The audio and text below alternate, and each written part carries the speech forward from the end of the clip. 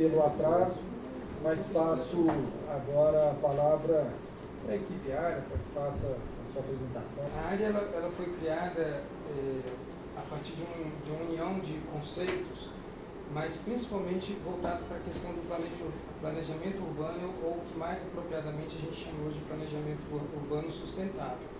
Eu sei que a questão de sustentabilidade é a palavra que alguns anos atrás, talvez poucas pessoas sabiam exatamente do que se tratava, mas hoje é uma coisa que já está bastante divulgada, e isso é bom, porque isso é um conceito novo, mas também, junto com essa divulgação, também vem algumas distorções. Mas o que nós estamos falando aqui é da sustentabilidade urbana, para fins de planejamento urbano. Então, a nossa discussão, e a área trabalha basicamente com isso, é de desenvolver e trabalhar conceitos do que é uma cidade ideal.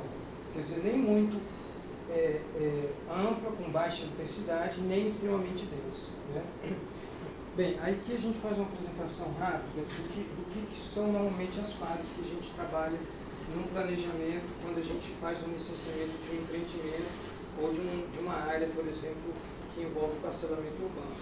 Está sempre envolvido no tripé meio ambiente, quando eu falei meio ambiente natural, o meio ambiente construído, que é a parte de urbanismo e engenharia, e naturalmente a situação fundiária. O Distrito Federal, talvez um dos lugares, uma das unidades da federação que é mais complexo a questão fundiária, porque a gente sabe que tem a questão terra-cap, que desapropriou parte de áreas, partes das áreas foram desapropriadas parcialmente, e partes das áreas não foram desapropriadas, e existe uma intensa discussão fundiária. Então, todo o tripé envolvendo o urbanismo, onde a questão fundiária não está resolvida, passa a ser uma questão que não é um problema que passa a ser sem solução. E aí, por esse motivo, nós temos dentro do Distrito Federal grandes ocupações já com perfil urbano, que foram ocupadas de forma irregular, e principalmente por questões de fundiárias mal resolvidas. Mas aí tem um resumo, quando a gente faz o estudo, não só da questão do meio biótico, antrópico, etc., mas principalmente as partes relacionadas à ocupação urbana, à infraestrutura e à implantação da infraestrutura quando envolve custos efetivamente de implantação. Só para que os senhores tenham uma ideia do universo de disciplinas que está envolvido na área de planejamento urbano. Então, tanto levantamentos de dados no campo primário, estudos ambientais, toda a parte de planejamento urbano e toda a parte de infraestrutura. Quando a gente fala em infraestrutura, a gente fala em drenagem de água, sistema de abastecimento de água, sistema de esgotamento sanitário, sistema de eletrificação e iluminação pública, e por aí vai várias outras disciplinas correlatas. A questão toda do Distrito Federal, que vocês vão ver mais um pouquinho daqui para frente, é que a gente não tem experiências de grandes projetos de áreas novas. A gente tem experiências de regularizar situações que estão aí hoje. Então, isso é uma das problemáticas que a gente tem. Então, ainda que vocês ainda não conhecem o que é realmente um projeto onde a gente usa uma diversidade de uso, compatibilização de infraestrutura, acessibilidade, transporte, essas coisas tudo junto. A gente não tem exemplos aqui em Brasília disso, tá? Diferente de outras cidades. Eu não sei se todo mundo conhece, mas tem várias cidades aqui no Brasil que já estão fazendo esse tipo de planejamento, que é o que a gente chama de comunidades planejadas, né? Só que aqui no Distrito Federal a gente ainda não tem essa experiência para dar um exemplo do que isso vai acontecer. Então a gente aqui está começando agora, tá, aqui no Distrito Federal, a fazer esse tipo de planejamento. Porque tem algumas áreas que são particulares que agora está podendo fazer esses tipos de estudo. No caso do Distrito Federal, a gente tem uma particularidade, que o Distrito Federal ele é uma das cidades no Brasil que mais cresce em relação à taxa de crescimento do Brasil. Tá? Então a gente tem a taxa de crescimento do Brasil de 1,8. A taxa de crescimento do Brasil de 1,8, enquanto que no DF a gente cresce 1,74. Hoje, aqui, em 2015, a gente está com uma população de mais ou menos 2.808.000, que coincide exatamente com o último IBGE que foi feito. Tá? Então a gente está com essa população sim hoje. Então a gente cresce numa proporção bem maior do que o Brasil cresce. Só que a gente não planeja para isso, né? O Distrito Federal, nesse tempo todo, ele foi crescendo, sem um planejamento, principalmente porque a maioria das terras do Distrito Federal estão na mão do poder público, né? Então, a terra CAP. Então, é ela que teria que estar fazendo esse planejamento e isso não ocorreu. Então, tem várias distorções que vocês vão ver que estão ocorrendo hoje. Além do crescimento de Brasília ser maior, né, do que o crescimento do Distrito Federal, quando a gente compara com as cidades do entorno, que aí a gente pode chamar que é a famosa RID, a rede de Região Integrada de Desenvolvimento, aí a gente tem Lusiânia, Valparaíso, Cidade Ocidental, Cristalina, Santo Antônio, Águas Lindas. O Distrito Federal está aqui. São todos esses municípios que estão em volta. Aí que o negócio fica feio mesmo, tá? Porque como a gente não conseguiu resolver o problema da habitação aqui no Distrito Federal, esse pessoal tinha que morar em algum lugar, né? E foram morar na região do entorno. Então, por exemplo, Águas Lindas, nesse período todo, ele cresceu 50% a mais. Só para vocês terem noção, o município de Águas Lindas, ele é todo urbano. Não tem nenhuma área no município de Águas Lindas que é rural. Ele é todo urbano, tá? Porque teve que acomodar o pessoal. Só não invadiram a barragem do Descoberto, porque o resto já foi, já era. Enquanto o Distrito Federal cresceu 25%, praticamente em 10 anos, Águas Lindas cresceu 50%. Então, por exemplo, Cidade Ocidental, 38%, Valparaíso, né, que cresceu muito. Então, assim, isso foi realmente... Então, a gente tem hoje, além dos 2 milhões e pouco, né, no Distrito Federal, essa população que faz a pressão, né, acontecer, faz com que todas as infraestruturas que a gente tem hoje no Distrito Federal não comporte nem para resolver os nossos problemas aqui, muito menos o do entorno. E vem todo mundo para cá também, do mesmo jeito. Por isso que a gente tem problemas no transporte, problemas de saúde, problemas em várias outras coisas. Isso. E esse aqui é só para vocês conhecerem um pouquinho a evolução do histórico de ocupação do DF e do seu entorno. Aí vocês agora vão entender o porquê que é isso que a gente está falando. Em 1950, isso aqui, esse pontinho aqui escurinho, ó, tá vendo esse aqui? Isso aqui é a Lusiânia. Vai prestando atenção no que vai acontecer, tá? Então tem, em 50 é assim, 60 é assim, aí vem 70, 80, a gente tem lá 90, 2000, tá vendo aqui o que foi acontecendo? O crescimento da cidade. Aqui Lusiânia já praticamente emendou com Valparaíso, já, Cidade Ocidental, e esse hoje está em 2010. Se a gente fizer um mapeamento de hoje, a gente não tem esse mapeamento desse jeito hoje. Mas pode ter certeza que alguns branquinhos aí já sumiram de novo, tá? Então essa é a evolução, né? Para vocês verem como esse vetor, ele é muito forte, como ele puxa todo o desenvolvimento da cidade. Nesse mapa, o que a gente mostra? Aqui é o quadrilátero do Distrito Federal. Nessa coisinha meio verdinha aqui, marronzinho, é o que a gente chama de fronteira agrícola, que é a área do PADEF, né? Todo mundo conhece ali, aquela região onde o pessoal faz a produção agrícola mesmo. Esse verde de cá já é a área que a gente não consegue ocupar, que é a área de proteção de águas emendadas, Parque Nacional de Brasília, tá? Então esse aqui é um corredor mesmo verde. O Parque Nacional está aqui, ó, só para vocês verem. Só que assim, em volta do Parque Nacional ele sofre também uma pressão muito grande, ali Braslândia, tá? Aquela região toda ali, de frente para Ceilândia, da BR-070, aquela região ali também só estão parcelando. Daqui a pouco aquilo ali também some, né? Então o vetor de crescimento do Distrito Federal está ao longo dessa região aqui. Que aqui é o plano piloto, esse rosinha aqui é a área tombada, a famosa área tombada, que vocês, né, já devem ter ouvido falar muitas vezes. E aqui é Ceilândia, Samambaia, Gama, Santa Maria e o corredor que vai para a BR-040, que vai para Lusiânia, Valparaíso e essa região toda. Então essa é a estrutura, um pouquinho do que está acontecendo hoje aqui de crescimento. A gente está crescendo sim para o vetor sudoeste que a gente fala. Tá? Só para quando a gente vê essa figura, esse espaço, que é o espaço com vocação para ocupação urbana, a gente vê claramente que, se a gente puder usar um termo assim, o centro de gravidade, ele está cada vez descendo mais para essa região sudoeste do Distrito Federal. Quer dizer, hoje já existe muito mais gente vivendo fora do plano piloto, claro, a gente já sabe disso, do que propriamente no plano piloto. E essa vai ser a tendência no futuro. O que a gente observa claramente é que a predominância de ocupação urbana nessa região, ela vai persistir pelas próximas décadas, pelo menos.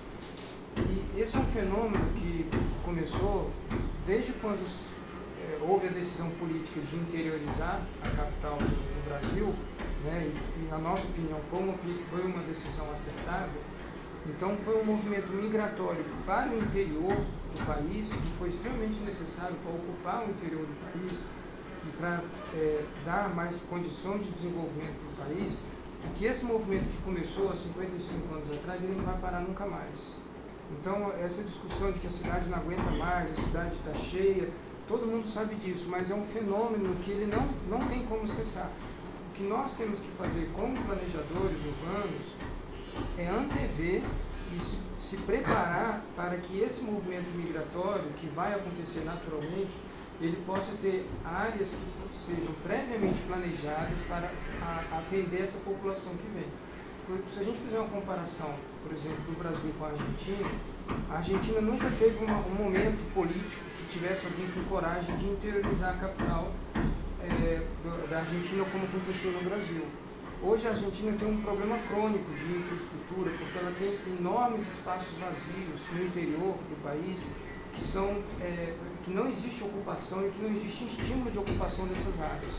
Então, a gente acredita que o Brasil, ainda que avançou talvez menos do que a gente imaginasse, o fato de ter interiorizado a capital do país foi extremamente importante para poder dar desenvolvimento para o país. E isso vai continuar sendo assim, né? Então, só para repetir, a nossa obrigação como planejadores urbanos é que esse movimento possa acontecer de forma harmoniosa.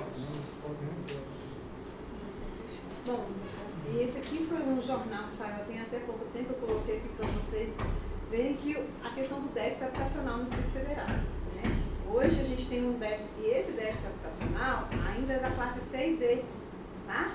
Ela não entra classe A e B, isso é classe C e D. A gente tem um déficit habitacional de 32 mil moradias por ano.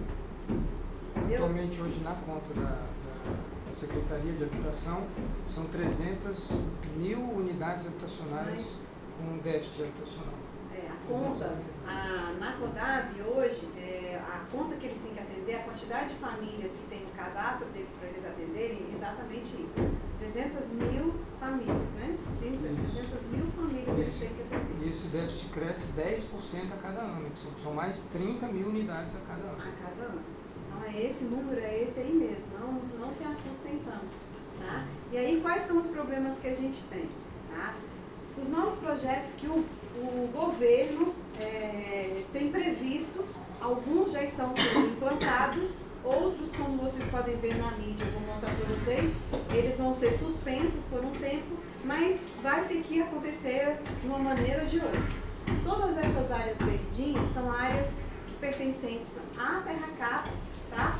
Onde a Secretaria de Planejamento Urbano já desenvolveu algum tipo de projeto que ainda não está implantado ou está em implantação, tá? Então a gente tem aqui o setor Meireles, aqui embaixo, que é perto de Santa Maria, todo esse corredor aqui ao longo da DF-001, que vocês devem conhecer, que é aquela área que Não é Caúbi, não.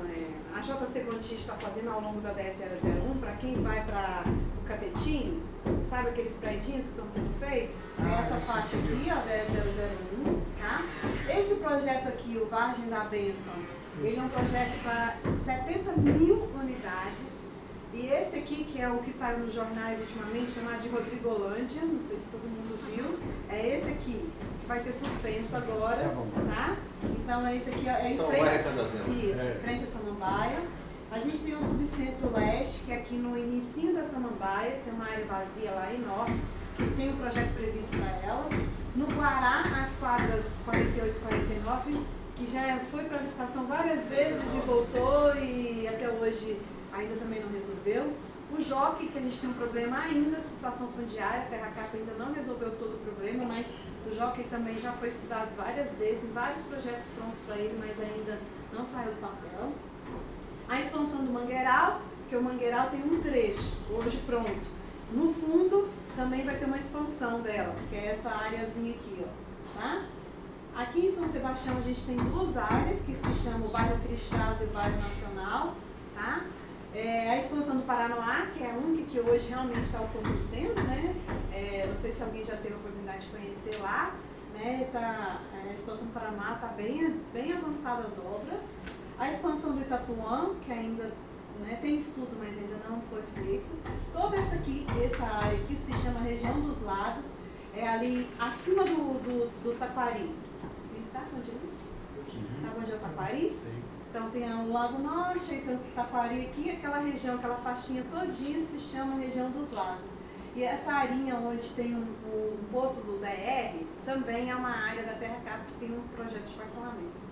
Lá na região norte a gente tem o Nova Colina, aqui perto de Sobradinho, e a região do Mestre Darmas, que é aquela área da Embrapa, na BR-020, que tem que tem aquela área, né, que tem uma briga também com a Embrapa, que é uma área de pesquisas e tudo, mas tem um estudo para essa região aqui também. Esse estudo aqui, essas áreas aqui hoje, ela gera, cada projeto desse, né, a gente vai ter tem a quantidade de lotes e a classe que ela atende. Quase todos vocês podem ver, ó, são classe C e D. A gente tem dois projetos só que é para classe A e B, tá? Então a gente geraria 122 mil unidades novas, sendo que 56 mil para a classe C e D, e lembra que a gente tem um cadastro da CODAB de 300 mil.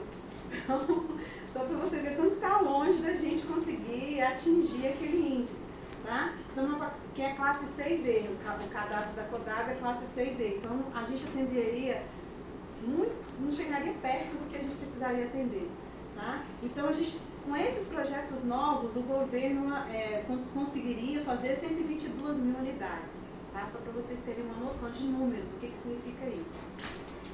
O maior problema do Distrito Federal se chama isso aqui, áreas a serem regularizadas, tá?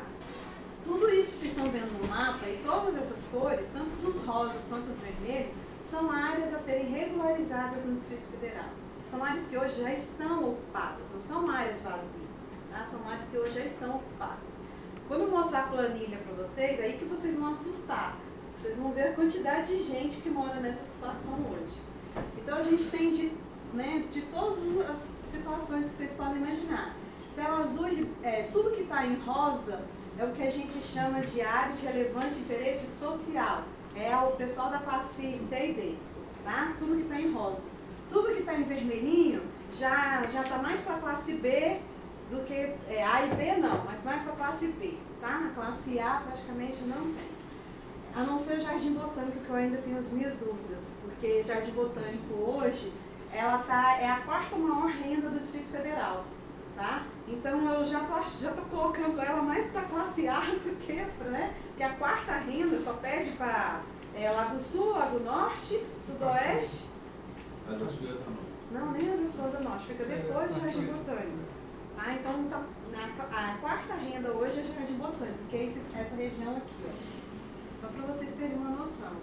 Então assim, a gente tem aqui Ribeirão, Céu Azul, Ponte de Terra, Caúbe, que alguém falou de Caúbe está aqui também, como uma área para ser regularizada, está todo ocupado.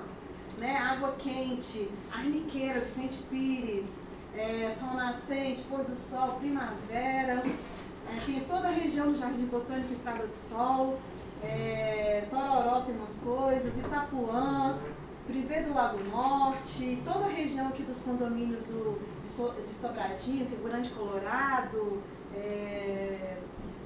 tem Denox, Nova Colina, que tem Mestre Darmas, Arapuanga, Vale do Amanhecer, tudo isso é irregular.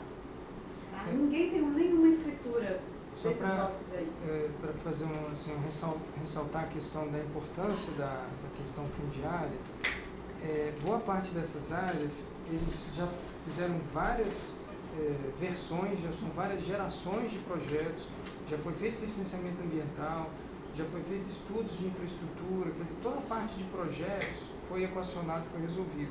Só que a regularização não chegou até o fim exatamente por questões fundiárias, ou porque tem discussão ainda com a TerraCap, se é área desapropriada ou não, ou se é área da União, que a União não repassou para a TerraCap, ou é área que é da TerraCap, mas que a TerraCap ainda não conseguiu resolver do ponto de vista fundiário. Então, por conta disso, os anos vão se passando, como o caso de São Sebastião, por exemplo, que 100% da cidade é irregular. A gente vai mostrar para vocês São Sebastião, Paranoá. Só São Sebastião nós já fizemos pelo menos 4 vezes os projetos de São Sebastião, mas não leva a registro por causa de questões fundiárias. Olha esse número aqui. A gente tem irregularmente 251 imóveis. 1 milhão, irregulares. 1 milhão de pessoas 1 milhão de pessoas moram irregularmente. Se pensar bem, hoje a gente tem 2 milhões e 800. Isso quer dizer que 1 milhão está irregular. Um terço da população está morando sem uma escritura. Né? E ainda, terço do mercado que a gente não pode trabalhar. Que a gente não pode trabalhar. Exatamente. E ainda aqui, eu acrescentei, além daqueles outros que eu mostrei para vocês no mapa, eu acrescentei aqui, o Itapuã, que hoje Itapuã é todo irregular, São Sebastião e o Paranoá, né? Esse número aqui, por exemplo, 121 mil pessoas, certamente está defasado, porque São Sebastião deve estar próximo de 200 mil pessoas. Né? A gente que acompanhou e fez os projetos de Vicente Pires, em vários momentos a gente fazia o projeto e aí o tempo passava, a ocupação avançava e a gente revisava os projetos, etc. O que aconteceu? Parte das terras ali eram da União. A União tinha que transmitir as terras para a TerraCap, para que a TerraCap pudesse retificar a matrícula da fazenda original toda, daquela região, para depois registrar o parcelamento sobre a nova matrícula. Esse assunto ficou anos e anos na pauta. Entrou o governador, saiu o governador, caiu o governador e esse assunto não foi resolvido. E até hoje não está resolvido. Então é uma questão muito mais política, porque o problema não é meio ambiente, o problema não é questões técnicas, o problema tem sido realmente um problema de vontade política de resolver a questão fundiária do Distrito Federal e levar a registro esses parcelamentos irregulares. Só para ilustrar uma situação aqui que aconteceu comigo e com a Janaína semana passada, sem a gente citar nomes, a gente teve uma preocupação muito grande que a gente estava desenvolvendo um projeto e esse projeto realmente tem que cumprir todas aquelas etapas lá até a gente chegar ao fim. São anos de trabalho, não se resolve um projeto urbanístico, não é igual aprovar um projeto de arquitetura que demoram 2 anos. Geralmente tem projeto que pode demandar até 10 anos para ser aprovado. E aí o que ocorre? A gente viu que o pessoal estava parcelando irregular. Aí a gente teve uma reunião na GFIS, fomos lá, denunciamos, mostramos a região e tal, e o pessoal da GFIS realmente foi para cima para poder resolver e retirar aquela ocupação irregular. Na semana seguinte, 2 dias depois, a gente soube que queriam caçar a cabeça da presidente da GFIS porque ela estava tomando isso.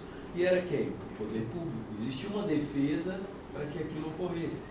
Então, isso é uma grande dificuldade que existe, entendeu? Para a gente tentar operar de forma regular.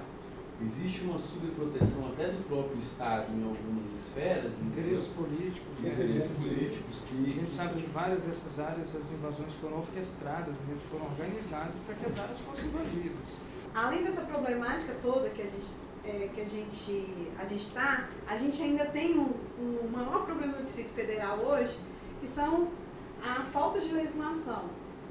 Né? A gente não sabe onde é que a gente vive hoje no Distrito Federal, a não ser o PDUT. Né? A única coisa que a gente tem. O resto, tem hora que eles falam que é isso, tem hora que eles falam que é aquilo, tem hora que eles falam aquele outro, tem hora que eles falam qualquer coisa. Então, o que a gente tem hoje tramitando, que é o que vocês têm que acompanhar um pouquinho, porque vai estar diretamente ligado a tudo isso que a gente está conversando. O pior é ruim, né? O maior problema hoje é esse projeto, que é o projeto da área tombada. Não sei se todo mundo, né, conheceu ou acompanhou toda a tramitação dele, mas ele foi um projeto muito complicado e o governo acabou retirando ele de novo. Agora todos os projetos saíram da Câmara, tá? Eles voltaram todos para o Executivo de novo e aí vão começar tudo de novo. Então, os 3 anos que a gente ficou discutindo o PPCub, o LOAS e as outras coisas, foi, né, jogado no lixo e a gente vai começar o processo de novo. Então, agora a gente começa o processo da área tombada. Esse é um projeto mais polêmico, porque todo mundo acha que tem que ficar do jeito que está. Tem certas coisas que já foram, não sei como que vai resolver, né? E tem coisas que precisam acontecer, porque a cidade também, ela continua viva, né? Então, são muitas polêmicas em relação a isso. Particularmente, eu acho que a gente tem como resolver se a gente pensar um pouquinho, né? E não ficar só criticando. Eu acho que o maior problema hoje exatamente é a gestão, é como conduzir os processos, tá? Não adianta a gente ficar brigando pelas coisas se a gente não der uma solução. Então, vamos levar uma proposta, vamos discutir com o governo, é melhor do que a gente ficar só batendo e não é assim que eu quero, não é assim que eu quero.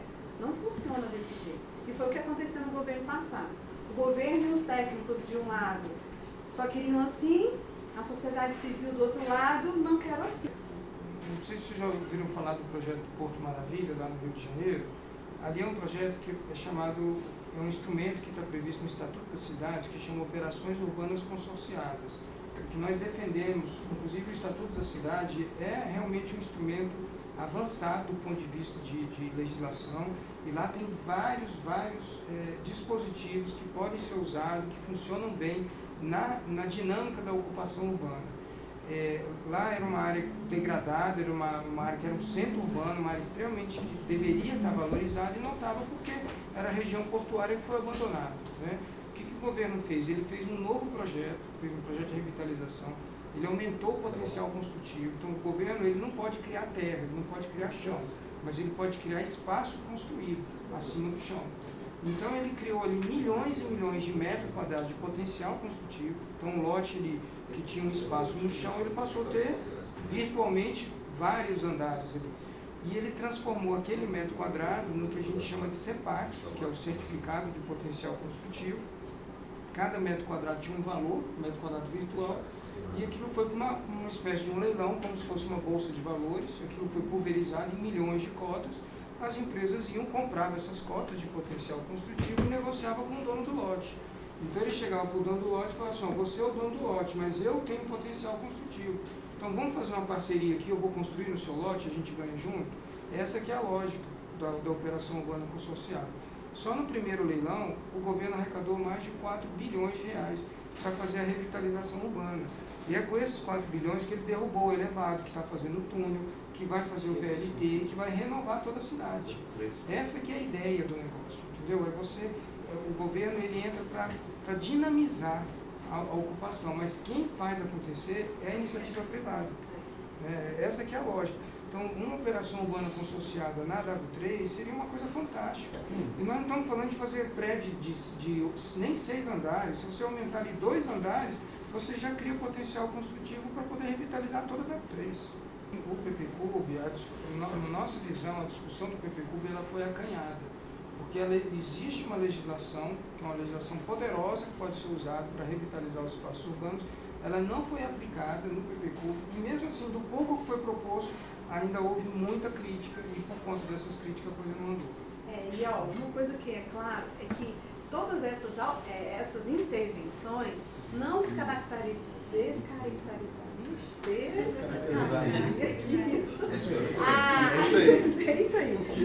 não tiraria a questão do patrimônio, tá? Uma coisa que as pessoas vendem, que vendem equivocadamente, é essa questão que a cidade é tombada e por isso não pode fazer um monte de coisas. A gente pode sim, a gente tem critérios para fazer essas coisas. E são esses critérios que a gente tem que usar, né? Não quer dizer que subindo 2 pavimentos na W3, eu estou mudando o plano piloto do Lúcio Costa. Não é isso. Isso não acontece, não acontece isso.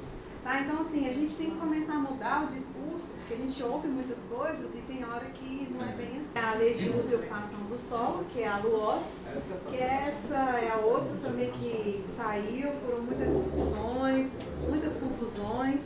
Ela vai retomar, voltar às discussões, a gente vai ter que acompanhar isso de perto. Eu não sei se todo mundo conheceu a estrutura de como que funcionou, como que eles tentaram sistematizar a questão da LUOS. Mas assim, se ela tivesse ido para frente, ela realmente simplificaria muito a vida da gente, tá? Pelo seguinte, eles pegaram todas as leis existentes hoje, todas as NGBs, todas as leis complementares, que deputado faz lei complementar em todo quanto é lugar, para um lote específico. Então eles pegaram todas as leis complementares, todas as NGBs e tudo, e sistematizaram numa planilha. Esse aqui são todas as cidades que eles desenvolveram essa sistemática, tá? E aqui é um exemplo. Esse aqui é um mapinha do lado sul, tá? Então aqui a gente tem cada corzinha dessa é um uso, tá? Que eles definiram numa planilha, o que significa cada um desses usos. Então a gente tem lá RE1, residencial, RE2, residencial de outro tipo, CSI, que é comércio, serviço e habitação. Então eles foram criando categorias de uso e aí dentro dessas categorias definiram os lotes. Em cada categoria dessas você tem a definição de área do lote e todos os parâmetros, tá? Está definido em uma planilha.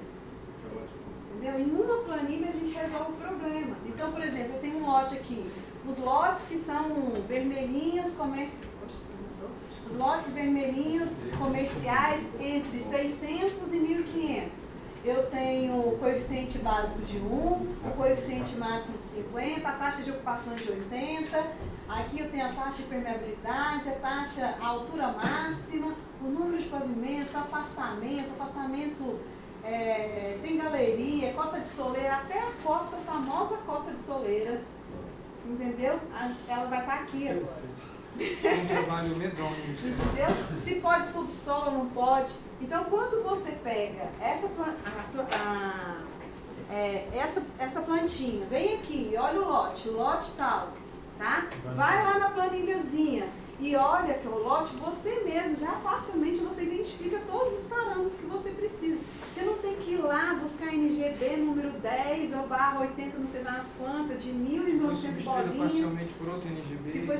Aí você descobre que surge uma outra NGB, que tem uma lei complementar, que tem não sei o quê. Tudo isso aqui foi transformado em duas planilhas, que é aquela plantinha e essa aqui. Então, assim, a gente facilita muito. Quais foram os problemas da LUOS, basicamente?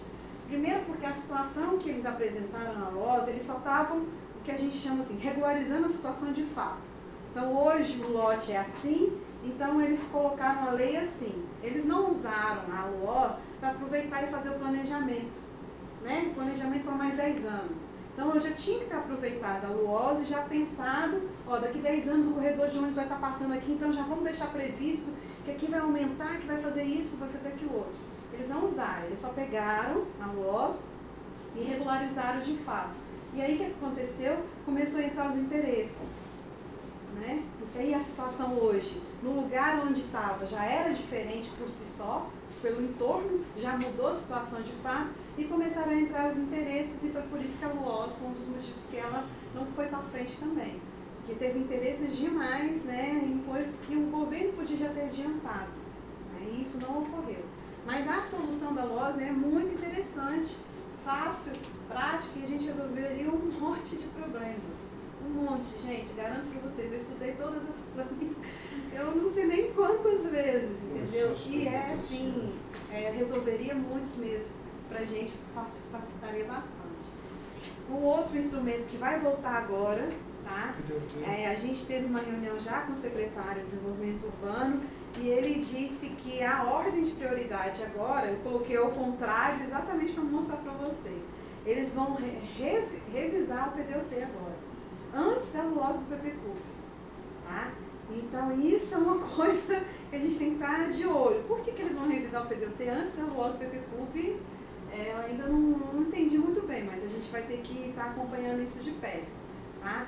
No caso do mapa, esse aqui é o mapa de zoneamento, não sei se todo mundo conhece, se sabe mais ou menos como funciona, mas praticamente são poucas as áreas ainda desocupadas, mas a grande área de desenvolvimento hoje, que ainda não está ocupada, praticamente é toda de área de particular, onde a gente acredita que vai ser realmente desenvolvido, né, novos projetos dentro da filosofia de cidades planejadas e essas coisas que a gente comentou, é essa região aqui, que todo mundo deve ter ouvido falar, que é a famosa DF-140.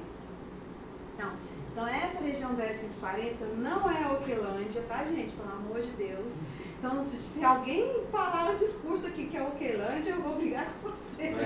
Tá? Essa área da DF-140, ela tem 17 mil metros quadrados, hectares, 17 mil hectares, e a Oquelândia só tem 2 mil, tá? Então, tem um monte de outras áreas que vão ser pensadas, tá? Então, esse discurso não cola, tá? De que o Luiz Estevam vai dominar isso aí, tá bom? Então, a gente tem que mudar isso também.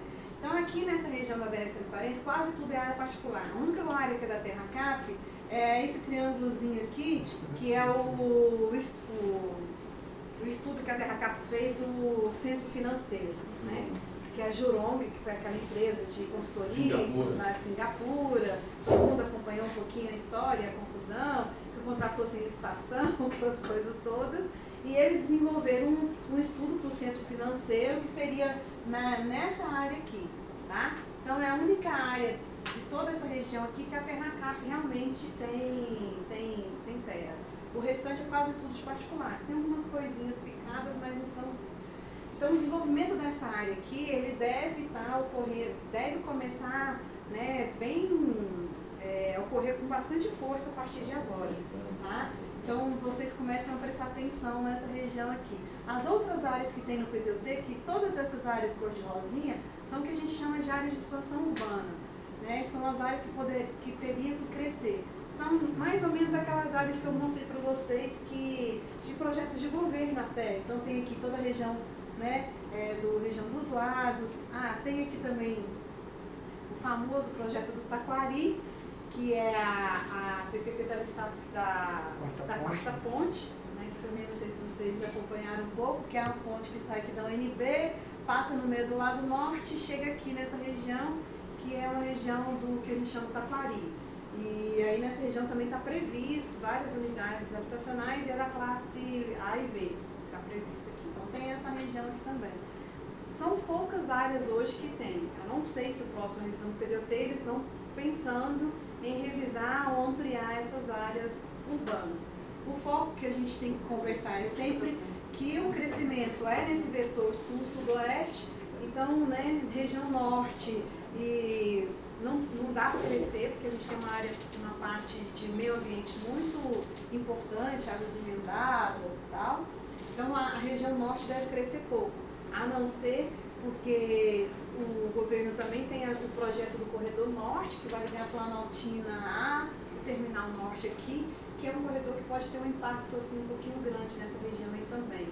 Eu gostaria de colocar um detalhe em relação à DF-140, que assim, timidamente as coisas já começaram a acontecer lá. E há menos de um mês mais ou menos, a Brasal já lançou um primeiro empreendimento lá, que foi um pequeno loteamento, e que realmente já foi ali um case a se olhar. E aí eu diria para vocês... A DF-140, gente, não sei se todo mundo sabe, mas é aquela que vai para o Alphaville. Alguém já foi no Alphaville? É aquela que vai para o Alphaville. Sará na ABC, né? Isso, Sará na ABC, exatamente, Sará na ABC. E não se assustem, tá, em relação à DF-140, se daqui 30 anos ela se tornar a melhor região do Distrito Federal. Eu digo isso com muita segurança, porque é o seguinte, o empreendedor, quando ele investe numa infraestrutura, onde ele está valorizando o seu próprio empreendimento, tende a ser uma infraestrutura extremamente superior à infraestrutura aplicada pelo poder público.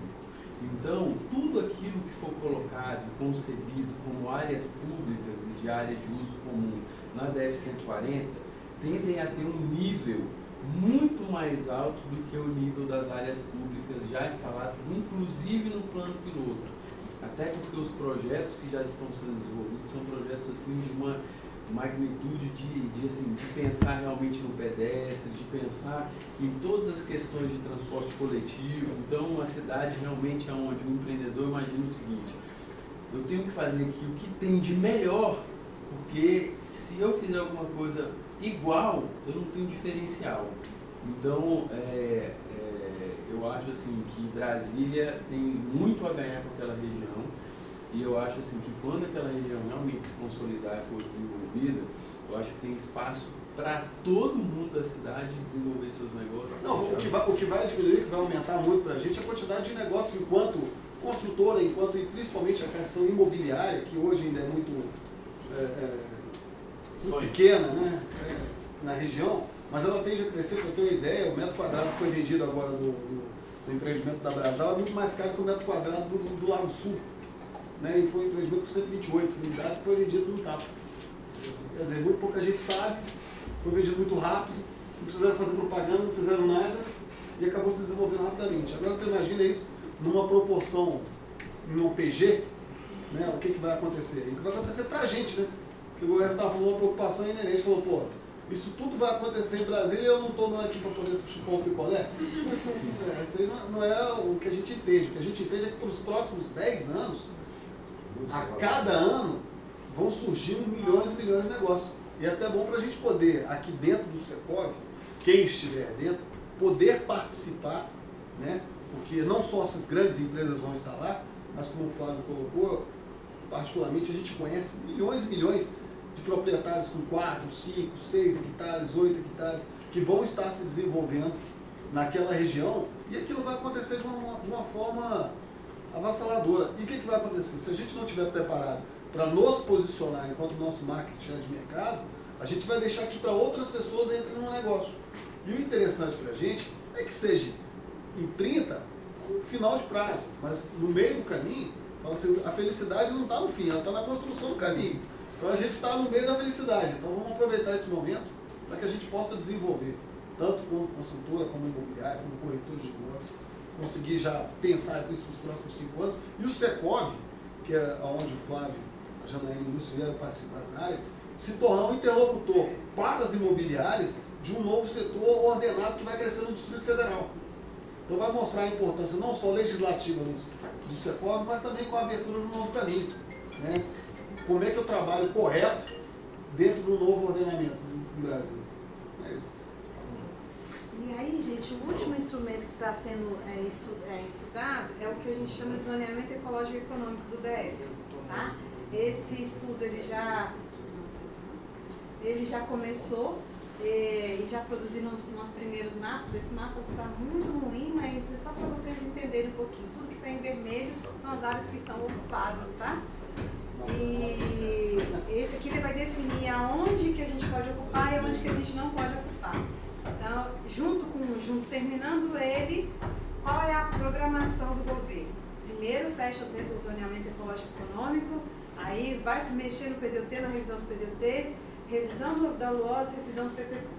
Então a programação do governo é essa programação para esse ano. Então assim, a gente trouxe esse panorama assim, só para vocês conhecerem um pouquinho, né, o que está acontecendo no Distrito Federal, como que as coisas estão, para a gente poder, né, se posicionar e ter algumas opiniões em relação a isso.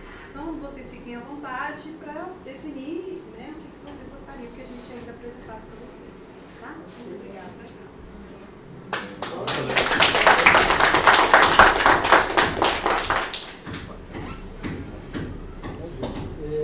A gente tem só agradecer o volume de conteúdo que vocês colocam à nossa disposição, a relevância, a importância que esse conteúdo é para a nossa atividade. Tenho certeza que muitos, assim como eu, se surpreenderam com tantos dados que já deveríamos ter conhecimento. Isso define até o posicionamento que a gente pode adotar como uma visão de futuro para os nossos próprios negócios e a qualidade da apresentação que vocês trouxeram. Então tem realmente a agradecer e e ratificar essa parceria que a gente está formando. Vocês terão, sem dúvida, sempre o nosso apoio. A gente pretende efetivamente contar com esse conhecimento, com essas inovações que vocês nos trazem. Então, tenho muito a agradecer mesmo. Obrigado. Obrigado.